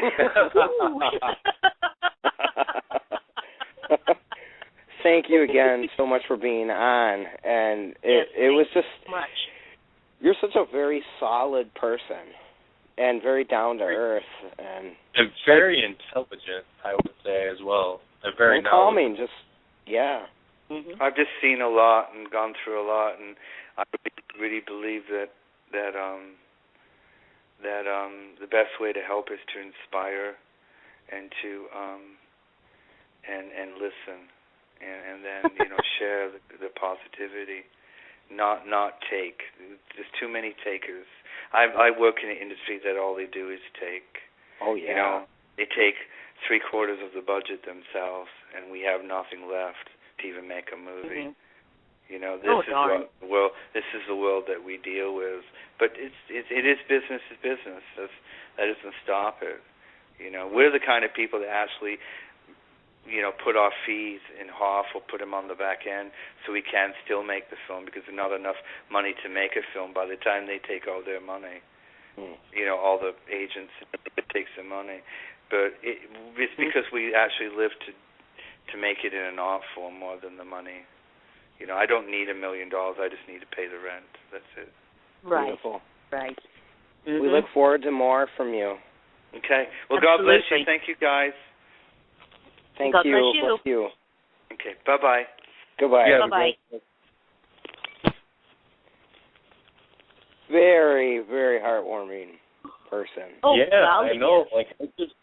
I was just sitting here, just listening, just amazed by everything that he was saying and how calm he is and how respectful he is to other people and how he can still he can be respectful and still kind of joke around and I just like the energy that he gives off. I don't know. Seth, I know that's kind of what you felt too. That's got to be. Absolutely. Oh yeah, and you feel it in his movies too. I mean, the Soul Catcher was so well done. He was so quiet through it. Yes, exactly. Yeah, it was very refreshing and nice. It really was. And the substance was incredible. So, and I thank you both for asking me to be on the show with you tonight. Well, I was kicking and screaming a little, but I was going to say, aren't you glad I twisted your arm? Yes, I really am. You were right. Really? Wendy was right. Wendy had to twist your arm to be on tonight's show? Yep, I gave him a psychic I just was feeling a little overwhelmed, but you know what? This was so worth it. And yes. even I knew Bishop it would. James Long calling in was like a bonus, So that was amazing. And you two are wonderful. And Cindy Davis, my friend here in Kansas City, is she's offering free canine massage for everybody. Oh, very nice. Yes. That's very, very nice. Very, very nice. Okay, what do you have Jeff, on you next want to show? tell us? Friday night is the next show. It'll be the Mystic Moon Cafe. Would you like to tell us about the guests? Sure. We have Jody Fox, who has been a certified Reiki, I think I can say master. She is a medium, spiritual advisor for over 20 years, and she recently lost all of her hearing. So what we're going to do is she can speak, so she's going to be talking on the phone, and we're going to be asking her questions via chat. So we're just going to ask all the chatters just to refrain for a little bit so she can get out all she needs to. After that, we're going to have Ron Stoller, who is he's studying to be a shaman. I think he's already written a book.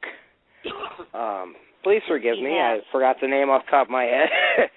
But he went from a skeptic. Let me see if I can find it. He went from a skeptic to a believer, all on his own journey. So that's going to be an incredible show. Both guests. I'm really looking forward to it. Oh, my. Oh, my what? What? What's the matter, Wendy? Did we lose her? Uh-oh. Yeah. Oh, boy. Uh-oh. She's totally running the studio, too, so, like, I can't turn nothing off. Wendy, are you all right? All she said was, "Oh my Lord, what's this?" And then that's all I heard. That was it. This is like the making of a horror movie in itself. Yeah. This is how it starts. I don't know. Maybe her Skype died out or something. Oh, maybe.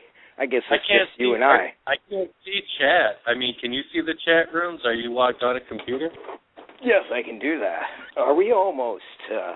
Well, we want to thank our audience too. Let's see, it's 8:47. We got 10 minutes left. We don't know where Wendy is. She's not on Facebook, Cindy said. She said, what did she say? Oh, my, was her last words.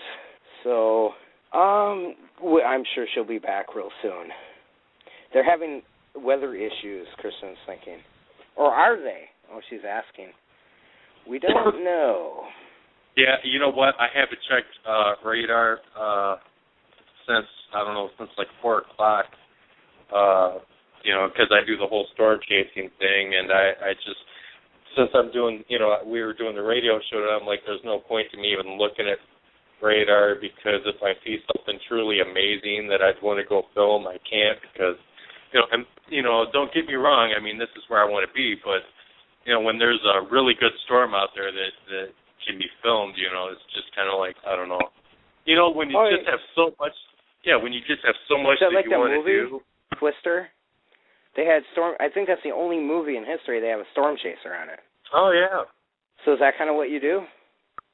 Well, I mean, I just if you watch storm chasers, like I don't even think they do the show anymore, but I think you can still see the reruns.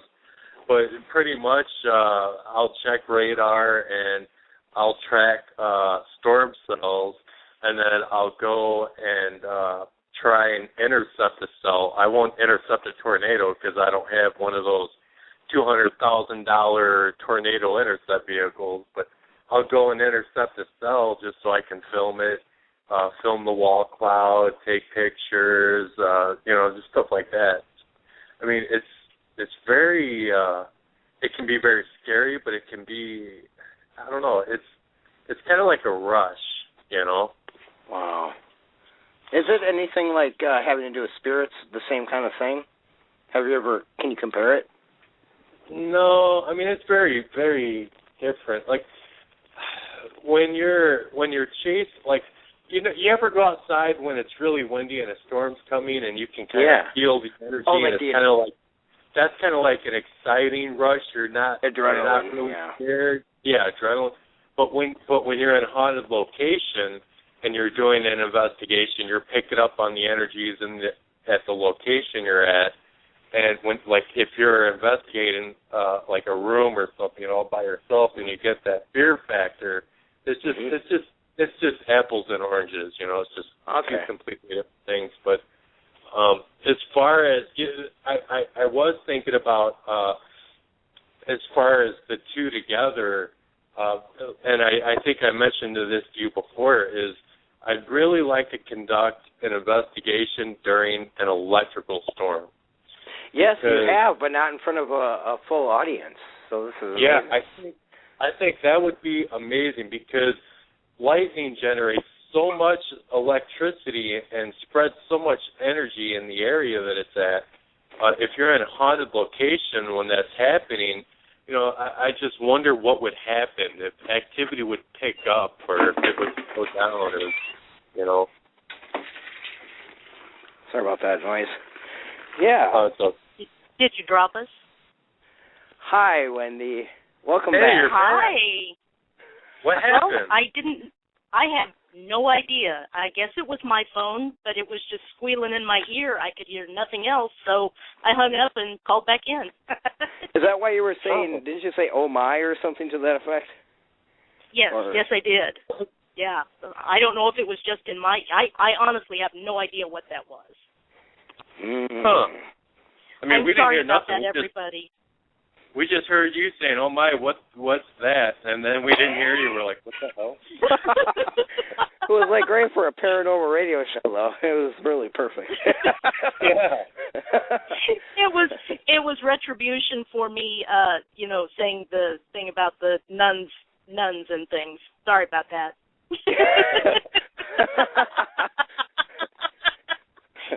I have been punished. Sure, they forgive you. Thank you. Say a couple Hail Marys. A couple, yeah. And you're okay. A rosary or two, yeah. Mm-hmm. Yeah, wow. Sorry, I remember those days. No, we were talking about storms and spirits and how combining the two might be interesting. Oh, absolutely. Somebody else was talking about that the other day, too, weren't they? Who? Justin? I don't know. It would be interesting because the EMF they give off electrical charges, just like I was saying. So yeah, like I mean, that would be total synchronicity, though. It would be like jumper cables on a battery for a ghost, at least. That's what I would think it would be. Actually, we had a battery at one of our cases, and they gave off pretty good. I think it was the EVPs. They were able to suck the energy out of it. We had a car battery. Wow. One of our clients had it set up. That was actually brilliant. Was able to use that, which is great because it was awesome because then he wasn't using my energy. Sure. When Kristen comes on, I'm sure she'd tell you the story of the time that we were in this basement of a certain lodge, and the EMF detector was going off, but only after I would be almost to the ground, passed out. I was just losing. I got dizzy. I couldn't hardly breathe. And so it was like the second or third time after she kept saying, "Can you do that again?" Because that would happen to me. It would go up to red. And I'm like, no, that's enough. So having a battery or some sort of energy that they can use, that's brilliant. I like that idea. Yeah, well, it's kind of like an ion generator. You really don't hear people using those too much because they're very dangerous to use. Wasn't it on TV on one of the shows? Sounds familiar. What?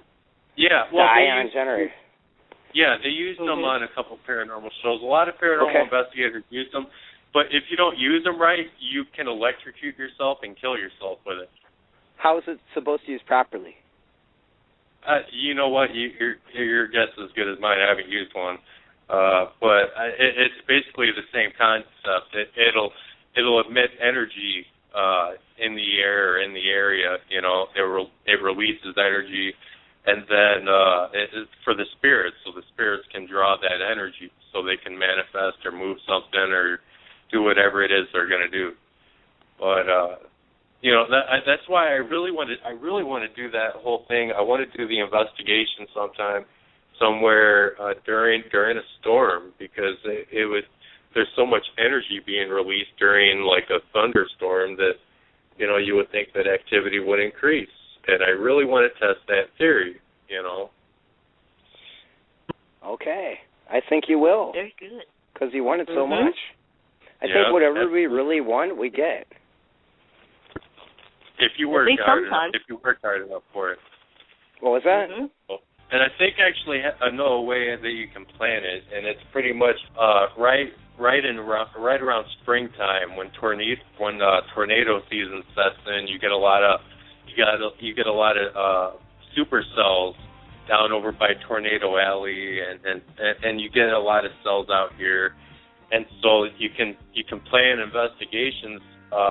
You just get a meteorologist on your team so that they can plan the weather, so they can pinpoint where storms are going to hit, and you can do your investigations according to where the storms are going to hit. Very good. I can't wait to hear the results. I know that's going to happen for you because you want it so bad. Mm-hmm. Is that our ending song? We are down to our we're down to our last 3 minutes. I just want to thank Wendy I want to thank Wendy and Justin for asking me on, Christopher St. Booth for talking to us, and all of the chatters. Yes, Bishop James Long, of course, and all the listeners and the chatters. Really appreciate it. Oh yes, very, very nice. Thank you. And Kristen, while I've got you on here, Seth is supposed to ask if you would be on with us next Wednesday with another person. Good night, Bishop James Long. Thank you for joining us. Thank you all. Thank you all. Good night, Justin. Good night. Everybody have a great Friday.